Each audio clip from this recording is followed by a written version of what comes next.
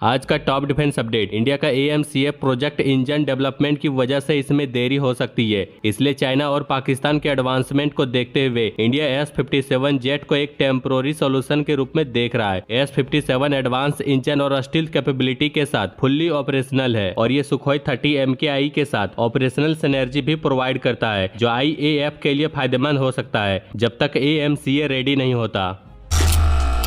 India ने 16 अक्टूबर को अपना चौथा SSBN S4 star successfully launch किया। यह INS अरिदमन का सिस्टर शिप है, जो 7000 टन डिस्प्लेसमेंट और 12 K-15 SLBM या 4 K-4 मिसाइल कैरी कर सकता है। Advance 83 megawatt pressurised water reactor से पावर ये सबमरीन 75% स्वदेशी कंटेंट से बनी है, जो इंडिया की under water nuclear deterrent capability को और मजबूत बनाता है।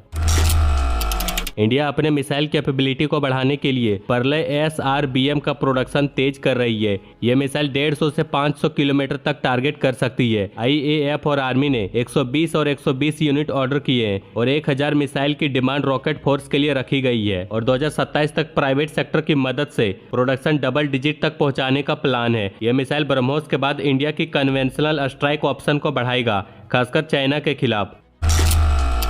T-90 man battle tank Indian army का एक पावरफुल मिलिट्री व्हीकल है, जो अब कॉप केज आर्मर से अपग्रेड किया गया है। ये केज आर्मर ड्रोन अटैक से प्रोटेक्ट करता है। इसका डिजाइन ऐसा बनाया गया है कि ये एंटी टैंक गाइडेड मिसाइल और UAV के इम्पैक्ट को कम करेगा। इंडियन आर्मी के मॉडर्नाइजेशन प्रोग्राम का हिस्सा T-90 अब और भी मजबूत और सुरक्षित है।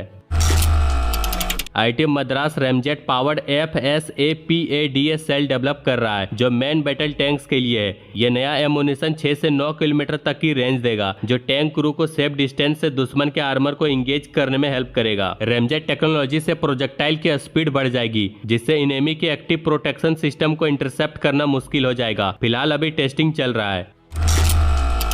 INS चक्रा 3, जो एक अकुला क्लास न्यूक्लियर सबमरीन है, पहले 2025 में डिलीवर होने वाली थी, लेकिन अब रसिया यूक्रेन वॉर और वेस्टर्न सैंक्शन की वजह से 2028 तक डिले हो गई है। इंडिया ने 2019 में $3 बिलियन का डील साइन किया था, ताकि ये सबमरीन INS चक्रा 2 की जगह ले सके, जो 2021 में रसिया को वापस की गई थी। ये सबमरीन इंडियन नेवी के ऑपरेशनल नीड्स के हिसाब से अपग्रेड की जा रही है। भारतीय वायुसेना ने 6 AEW&CS के लिए RFI इशू किया है, जो advance 360 degree 4D AESA Jain technology पर बेस्ड होगा और इसकी परफॉर्मेंस बहुत सुपीरियर होगी। नेत्रा Mk-1A ERJ-145 प्लेटफॉर्म पर बेस्ड होगा, जबकि नेत्रा Mk-2 एयरबस A321 जैसे बड़े प्लेटफॉर्म पर माउंट होगा, जो ज्यादा रेंज और इंडोरेंस देगा। वही नेत्रा Mk-3 सबसे एडवांस होगा, लेकिन ये लॉन्ग टर्म प्रोजेक्ट है और 2030 के बाद ऑपरेशनल होगा।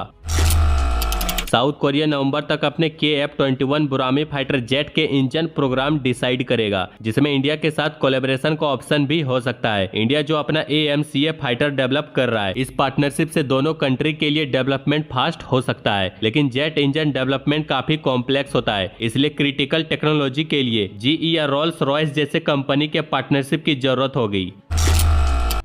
आर्मेनिया अपनी एयर डिफेंस कैपेबिलिटी को मजबूत करने के लिए इंडिया के साथ 2 तरीके से काम करने का प्लान बना रहा है। पहला, आर्मेनिया अपने सुखोई 30SM को सुपर 30 में अपग्रेड करना चाहती है, जिसमें अस्त्रा Mk-1 मिसाइल और उत्तम AESA रडार शामिल होगा। दूसरा, आर्मेनिया इंडिया से और सुखोई 30 मार्क आई जेट खरीदने का सोच रहा है। ये कोलैबोरेशन इंडिया को एक नया एक्सपोर्ट कस्टमर देगा और आर्मेनिया को एडवांस मिलिट्री टेक्नोलॉजी तक एक्सेस मिलेगा। BEML ने इंडिया के MBT के लिए 20 डेट्रेंट 1500 HP इंजन का ऑर्डर सिक्योर किया है। यह इंजन सुपीरियर एक्सेलरेशन और मैन्युवरेबिलिटी प्रदान करता है। की फीचर्स में electronic warning control, high power to weight ratio और एक्सट्रीम कंडीशन में ऑपरेबिलिटी शामिल है। यह एडवांस इंजन टैंकों की कॉम्बैक्ट कैपेबिलिटी को इनहेंस करने में मददगार साबित होगी। इस वीडियो के बारे में अपनी राय कमेंट में जरूर दें। बाकी लाइक एंड सब्सक्राइब जरूर करें।